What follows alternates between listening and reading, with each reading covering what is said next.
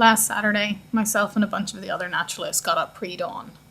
Our boss David is a keen birder, and he persuaded us all to come on a 24-hour Bird-a-Thon, and attempt to see as many different species of birds in 24 hours as we could. So we got in our cars and drove through the dark until we hit Caw, a county park. We trudged along the dark paths, with nothing but the light of the moon and our head torches illuminating our footsteps. We were tired and inexperienced in recognizing species of birds from their calls. But eventually the sun began to rise, and we were illuminated by the beauty of the nature around us. As the sun rose, so did our energy, and we became more enthusiastic about the task at hand. We spotted bald eagles and kingfishers, just to name a few, and of course it was always exciting when you managed to ID a bird for yourself. I saw the snowy egret first. There was even time for species that weren't birds. This is a cottonmouth that we found. The more we wandered around the paths at Caw, the more obvious it became as to why exactly this was such a haven for birds and birdwatchers alike. But there wasn't time to linger, and soon we were back on the road, this time in the light, back to St. Christopher in time for lunch. Hey Justin, what time is it? It's 11 o'clock, Zoe. And how many birds do we have? We have 55 birds. Yay!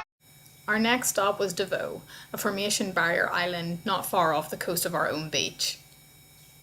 As we cruised through the salt marsh that felt like it had been plunked down in the middle of the ocean, we were able to tick off a number of marine species, like white pelican, brown pelican, and what felt like a bazillion different types of tern.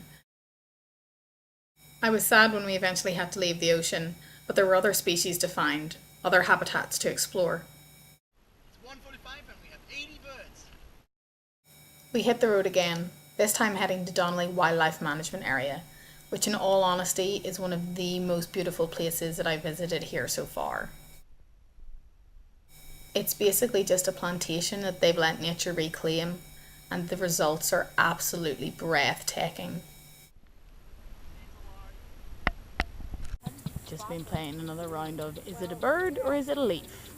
It's nearly always a leaf. We drove slowly through the park, stopping regularly to see if we could spot any birds that we hadn't yet seen during our day. We found ourselves at Bear Island as dusk drew in around us, another old plantation, but this time managed carefully to attract certain species of wildlife.